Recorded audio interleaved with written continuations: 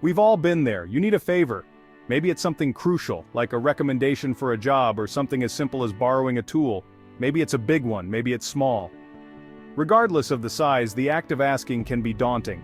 You muster up the courage, you carefully choose your words, and you ask, hoping for the best. But then, silence. The waiting can be excruciating. You check your phone, your email, your mailbox, but there's nothing. No response at all. Or worse, a flat-out no. It's frustrating, even humiliating. You start to question yourself. Why won't people help? What did you do wrong? The answer, more often than not, lies in how you ask. It's not just about the words you use, but the approach you take. Most of us approach asking for help the wrong way. We might come across as desperate or awkward, and that can be off-putting. We appeal to pity, to mercy, to a sense of obligation.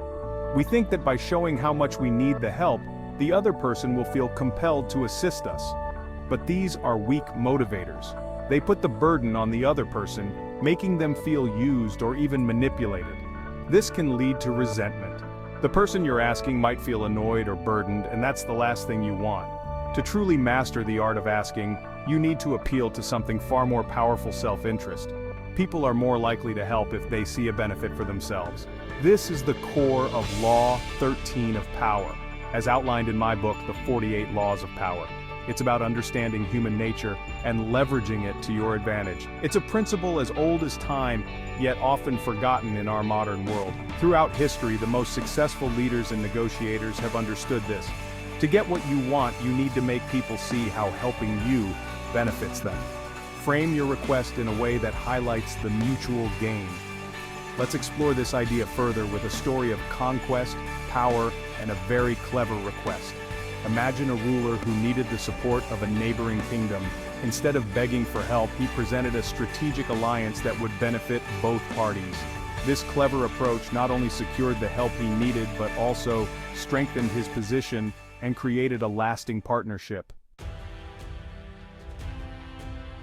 In 1519, Hernán Cortés landed on the shores of Mexico, seeking to conquer the Aztec Empire.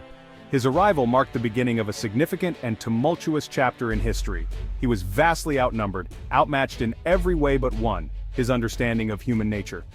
The Aztecs had a formidable army, and their empire was vast and powerful. Cortés knew he couldn't win by force alone. He needed allies, and fast. His small band of Spanish soldiers, though brave and determined, would not be enough to topple the mighty Aztec Empire. So, he sought out the Tlaxcalans, a powerful tribe who were bitter enemies of the Aztecs.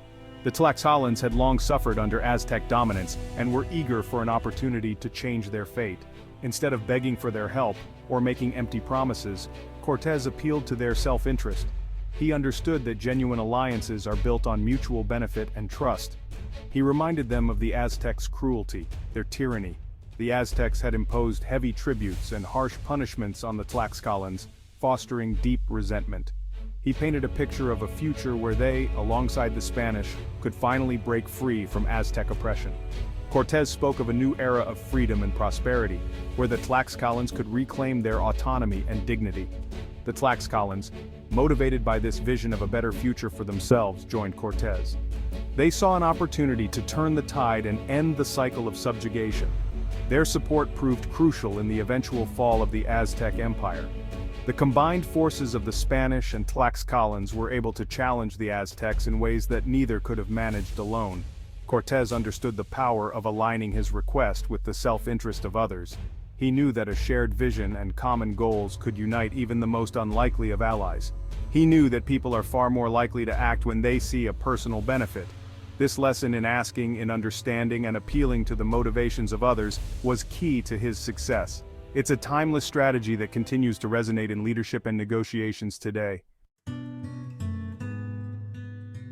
The story of Cortés and the Tlaxcalans teaches us a vital lesson. Mercy is fleeting, self-interest endures. When you appeal to someone's sense of pity, you're essentially asking them to make a sacrifice. They might do it once, maybe twice, but it won't last. Self-interest, however, is a renewable resource. When both parties benefit from an exchange, it creates a win-win situation.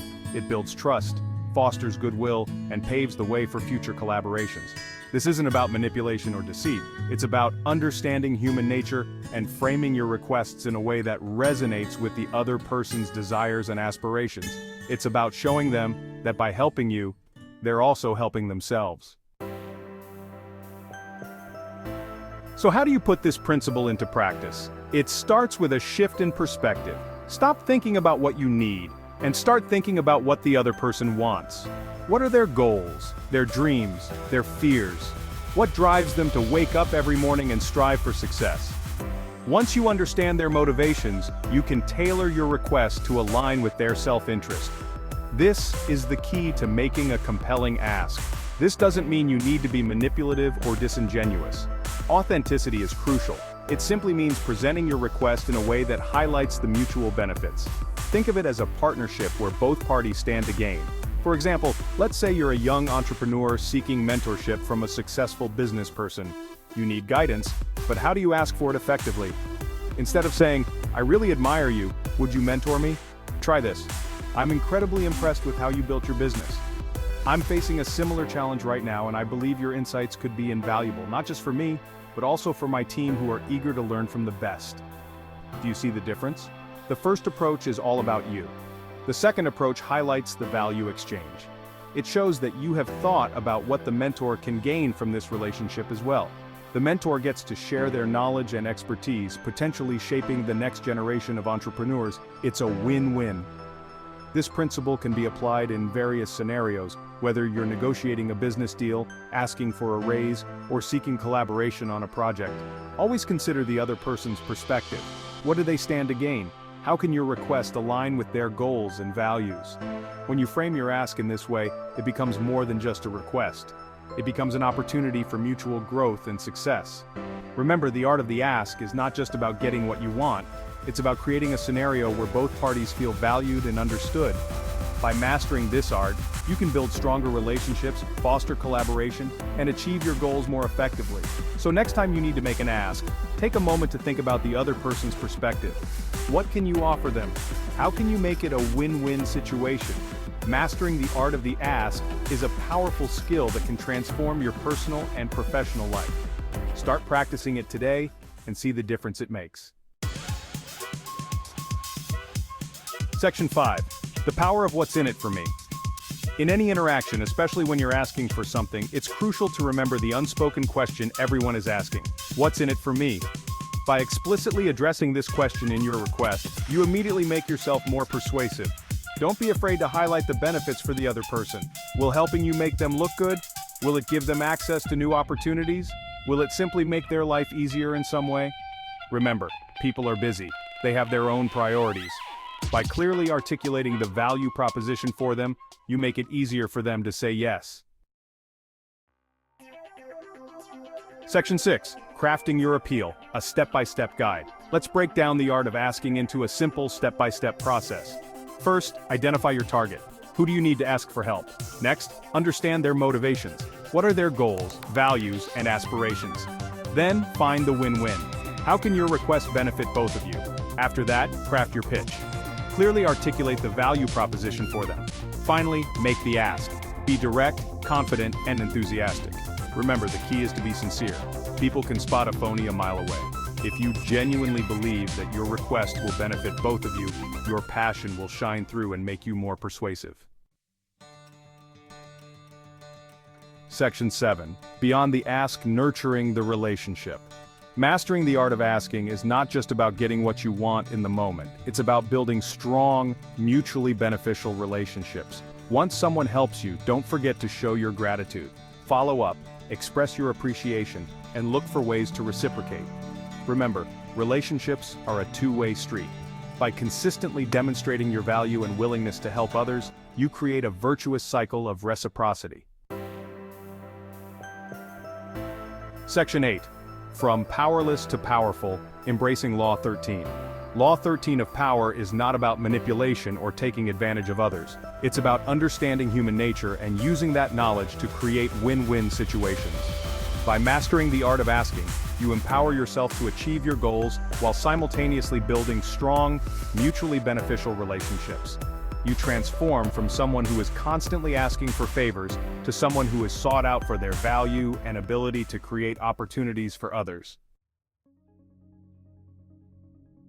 Section 9. Join the conversation, your experiences and insights. Now it's your turn. Have you ever experienced the power of asking by appealing to self-interest? What are your biggest challenges when it comes to asking for help? So how can you use this in your life? Next time you ask someone for a favor, don't appeal to their kindness, appeal to what they gain. Instead of saying, "Can you do this for me?" Say, "If you help me with this, you'll also benefit because..." See the difference? Now tell me, what's the best way you've convinced someone to say yes? Drop your thoughts in the comments. If you loved this, make sure to like, subscribe, and hit the bell so you never miss powerful lessons like this. This is fThe, and I'll see you in the next video.